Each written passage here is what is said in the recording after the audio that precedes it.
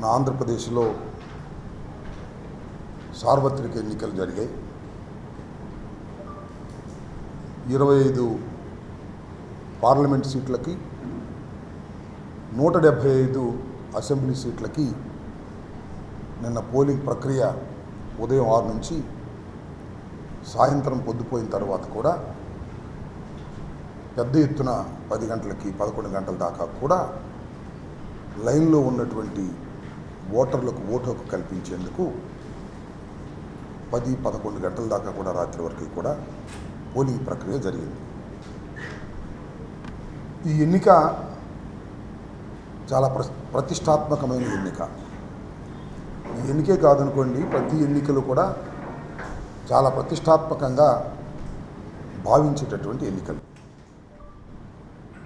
కానీ నిన్న జరిగినటువంటి ఎన్నిక ఈ రాష్ట్ర ముఖ్యమంత్రి జగన్మోహన్ రెడ్డి గారు 5 సంవత్సరాలు పరిపాలన చేసిన తర్వాత తిరిగి మళ్ళా జగన్మోహన్ రెడ్డి గారికి అధికారం ఇవ్వాలా, లేక ఆయన అధికారం తీసేసి గతంలో 5 సంవత్సరాలు 14 సంవత్సరాలు పరిపాలన చేసిన చంద్రబాబు నాయుడు గారికి అధికారాన్ని కట్టబెట్టాలా అనే అంశం మీదే ప్రధానంగా ఎన్నిక జరిగిందని నేను భావిస్తూ ఉన్నా. గతంలో చంద్రబాబు నాయుడు గారి పరిపాలన చూసిన వారు, 5 సంవత్సరాలు పరిపాలన జగన్మోహన్ రెడ్డి గారికి చవి చూసిన వారు ఓట్లు వేయడానికి వచ్చినటువంటి తీరు చూసినప్పుడు నాకు చాలా ఆశ్చర్యం వేసింది. ఉదయం నేను 7:30-8 గంటలకు వెళ్ళా. అప్పటికే బారులు తీరి ఉన్నారు. నేను అడిగే 8ంటికి వచ్చారమ్మా అని. మేము 5ంటికే వచ్చామండి అని అన్నారు. అంటే 5 గంటలకే మహిళలు, వృద్ధులు వచ్చి లైన్లో నిలబడ్డారు. పెద్ద ఎత్తున లైన్లో నిలబడి తన ఓటు హక్కును వినియోగించుకున్నారు.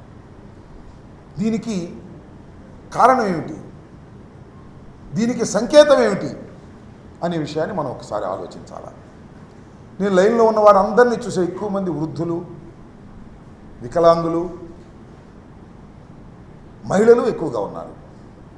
నేను భావిస్తున్నా 5 సంవత్సరాలు జగన్మోహన్ రెడ్డి గారి పరిపాలన చూసిన తర్వాత, సంక్షేమ కార్యక్రమాలు అందుకున్న తర్వాత, నా బిడ్డ జగన్మోహన్ రెడ్డిని మరొక్కసారి ముఖ్యమంత్రిగా చేయాలనే తాపత్రయంతో తమ ఓటు హక్కుని వినియోగించడం కోసం గంటల తరబడి వృద్ధులు, గంటల తరబడి మహిళలు, గంటల తరబడి వికలాంగులు క్యూలో నుంచున్నారనేటువంటి భావన కలిగింది నాకు పెద్ద ఎత్తున. లాస్ట్ ఎన్నికల్లో జరిగినటువంటి పర్సంటేజ్ సుమారుగా 79-80% ఉంది. ఈసారి కూడా ఆ మాత్రానికి తగ్గకోకుండా కాస్తో కోస్తో ఎక్కువయ్యే పరిస్థితులే కనిపిస్తున్నాయి. అంటే వివరాలు ఇంకా రాలేదు కాబట్టి, ఎందుకంటే రాత్రి 10-11 కూడా కొన్ని చోట్ల పోలింగ్ జరిగింది కాబట్టి ఇంకా కరెక్ట్ ఫిగర్స్ ఇంకా రాలేదు కాబట్టి నేను ఊహాతీతంగా చెప్తున్నా. పోయినసారి కన్నా ఏదన్నా 1% పెరగొచ్చు, 1% తగ్గొచ్చు తప్ప పోయినసారి లాగానే అంత పెద్ద ఎత్తున ఓటర్లు తమ హక్కుని వినియోగించుకున్నారు. ఇది చాలామంది అనుకోవచ్చు. పూర్వం మాకు కూడా, నేను కాంగ్రెస్ పార్టీలో ఉన్నప్పుడు చాలాసార్లు పోటీ చేసినప్పుడు ప్రభుత్వ వ్యతిరేకత ఉంటే ఎక్కువ పర్సంటేజ్ ఓటు అవుతుంది అనేటువంటి భావన ఉన్నది. ఇవాళ నేను మనవి చేస్తున్నా, పోయినసారి కన్నా ఎక్కువ అయితే అది పాజిటివ్ ఓటు. పాజిటివ్గా జగన్మోహన్ రెడ్డి గారిని తిరిగి మళ్ళీ అధికారంలోకి తీసుకురావాలి, మా సంక్షేమ కార్యక్రమాలను అమలు చేసుకోవాలి, సుఖవంతంగా బతకాలి అనేటువంటి భావనతో బడుగు బలహీన వర్గాలు, మైనారిటీసు, ఎస్సీలు, బీసీలు, సంక్షేమాన్ని అందుకున్నటువంటి అనేక మంది ఓటర్లు వచ్చి తమ బాధ్యతను నిర్వహించుకొని మళ్ళా తిరిగి జగన్మోహన్ రెడ్డి గారిని ముఖ్యమంత్రిగా చూడాలనేటువంటి తాపత్రయం వారి ముఖాల్లో నిన్నే కాదు కనిపించింది. నేను క్యూలో నుంచినప్పుడు కనిపించడమే కాదు, ప్రచారానికి వెళ్ళినప్పుడు కూడా కనిపించింది. నేను చూసా, 89లో మొదటిసారి పోటీ చేశా. ఆ తర్వాత 2 సార్లు మినహా ఇది 6వసారి పోటీ చేస్తున్నా. అన్ని ఎన్నికలు చాలా సన్నిహితంగా చూసా. పోటీ చేయని ఎన్నికలు కూడా మొదటిసారి ఈసారి మాత్రమే ప్రతి గ్రామంలోనూ మహిళలు జెండాలు పట్టుకొని, కొన్ని గ్రామాల్లో అయితే ఆశ్చర్యం, పురుషుల కన్నా మహిళలే నా ప్రచారంలో పాల్గొన్నారు. వ్యాన్ వెళ్తుంటే నా వ్యాన్ ముందు మహిళలు వైఎస్ఆర్ కాంగ్రెస్ పార్టీ జెండాలు పట్టుకొని జై జగన్ అంటూ నినదిస్తూ ఉరుకులు వేశారు, పరుగులు తీశారు. అందరూ మహిళలు. ఇదంతా మహిళల్లో ఉన్న సంకేతం. నేను ఒకటే మనవి చేస్తున్నా, మహిళలు పెద్ద ఎత్తున 70% ఆఫ్ మహిళలు ఏ కులమైనా ఏ మతమైనా జగన్మోహన్ రెడ్డి గారికి ఓటు వేశారని నేను విశ్వసిస్తున్నా. ఎందుకో తెలుసా? జగన్మోహన్ రెడ్డి గారు మహిళలకు సాధికారత కల్పించాడు. అమ్మఒడి మహిళలకు ఇచ్చాడు, డోక్రా మహిళల రుణమాఫీ మహిళలకు ఇచ్చాడు, ఇళ్ల పట్ట మహిళలకు ఇచ్చాడు. ఇట్లా ఏది చేసినా మహిళల ఖాతాల్లోకి చేసినటువంటి వ్యక్తి జగన్మోహన్ రెడ్డి గారు. అంటే మహిళలు ఒక ఆర్థిక స్వావలంబన కోసం, ఒక సాధికారత సాధించడం కోసం జగన్మోహన్ రెడ్డి గారు కృషి చేశారు. వారికి ఆ విధంగా సహాయం చేశాడు. కాబట్టి మా జగన్మోహన్ రెడ్డి గారికి మేము సహాయం చేయాలి, మళ్ళీ అధికారంలోకి తీసుకురావాలి అనేటువంటి ఉద్దేశంతో మహిళలు పెద్ద ఎత్తున చరిత్రలో ఎప్పుడూ లేని విధంగా మహిళలు జెండాలు పట్టుకొని వచ్చారు, వేలు మీద ముద్ర వేయించుకున్నారు, ఓటు ఫ్యాను గుర్తుకు వేసి వెళ్ళారు అని నేను పూర్తిగా విశ్వసిస్తున్నా. అది నా మనసుకు తట్టింది ప్రతి చోటకి వెళ్ళినప్పుడని మనం చేస్తున్నాం. అంత పెద్ద ఎత్తున కానీ విని ఎరుగని రీతిలో ఒక ప్రభుత్వ పాజిటివ్ ఓటు ఇంత పెద్ద ఎత్తున ఉండటం అనేది చరిత్రలో చాలా అరుదైనటువంటి సంఘటన. 5 సంవత్సరాలు పరిపాలన చేసిన తర్వాత నాకు అది జరగలేదు, నాకు ఇది జరగలేదు అనేటువంటి ప్రభుత్వ వ్యతిరేకత ఉంటుంది. కానీ ఈ ప్రభుత్వంలో ప్రభుత్వ వ్యతిరేకతే లేదు.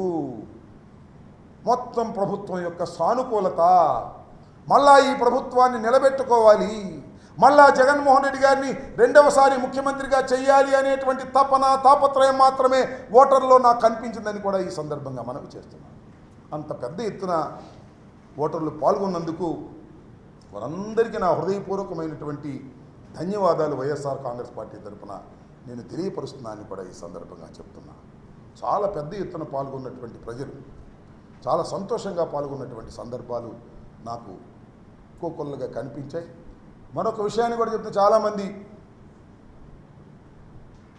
మేము గెలుస్తామని తెలుగుదేశం వాళ్ళు ఏదో సాధిస్తామని కొన్ని ఎల్లో పత్రికలు, ఆ ఏబిఎన్, ఆంధ్రజ్యోతి, లేకపోతే ఈనాడు, లేకపోతే TV5, లేకపోతే తెలుగుదేశం చంద్రబాబు నాయుడు గారు, పవన్ కళ్యాణ్ గారు, ఎంతమంది వచ్చినా నేను ఇవాళ చెప్తున్నాను, 4వ తారీఖు 12 గంటలకు చూడండి, అత్యధిక మెజారిటీతో జగన్మోహన్ రెడ్డి గారు ముఖ్యమంత్రి కాబోతున్నారు.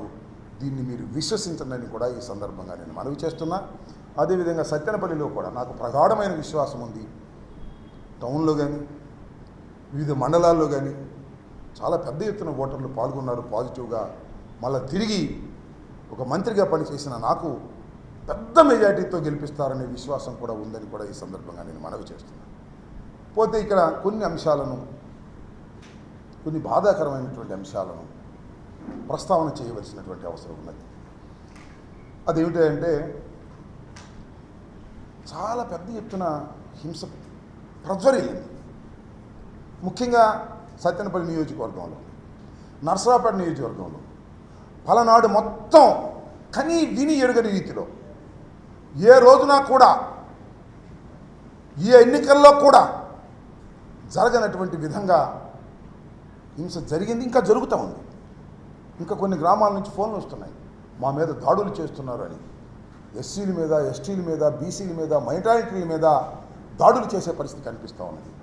చాలా దురదృష్టకరమని మనం చేస్తున్నాం. నేను ఒక విషయాన్ని గమనించదలుచుకున్నా, రోజుబాయ్ ఒక్క నిమిషాన్ని గమనించదలుచుకున్నా. ఎన్నికల కమిషన్ చాలా విషయాలను ప్రస్తావన చేసింది, చాలా మార్పులు కూడా చేసింది. ముఖ్యంగా లా అండ్ ఆర్డర్ కాపాడటం అనేది ఒక ప్రధానమైనటువంటి అంశం. ఎన్నికల సమయంలో పెద్ద ఎత్తున ఎన్నికలు జరుగుతూ ఉన్నప్పుడు ఎవరి ఓటును వాళ్ళు సక్రమంగా వినియోగించుకోవడం కోసం లా అండ్ ఆర్డర్ కాపాడాలి, పోలింగ్ స్టేషన్లో కట్టుదిట్టమైన ఏర్పాట్లు చేయాలి అనేది ఎన్నికల కమిషన్ యొక్క ఉద్దేశం. అది ప్రజాస్వామ్యంలో చాలా అవసరం. ఈ సందర్భంలో కొన్ని మార్పులు చేశారు, మంచిదే. డీజీపీని మార్చారు, వండర్ఫుల్.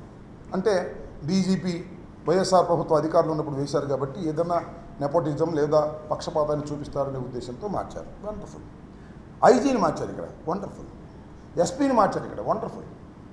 చాలా చోట్ల ఐఏఎస్ ఆఫీసర్ని, ఐపీఎస్ ఆఫీసర్ని మార్చారు. ఎందుకు మార్చారు? ఒక నిష్పక్షపాతమైన ఎన్నిక జరగాలి అనేటువంటి ఉద్దేశంతో మార్చారు, చాలా సదుద్దేశంతో మార్చారు, మంచిది. నేను అడుగుతా ఉన్నాయి వాళ్ళ, ఇంతమందిని మార్చారే, ఇన్ని మార్పులు చేశారే, నిష్పక్షపాతంగా జరిగిందా? లా అండ్ ఆర్డర్ కాపాడబడిందా? ఎంత బాధతో చెప్తున్నానంటే బోత్ సైడ్స్. వాళ్ళ తెలుగుదేశం వాళ్ళు తన్నులు తిన్నారు కొన్ని చోట్ల, వైసీపీ వాళ్ళు తలకాయలు పగిలాయి.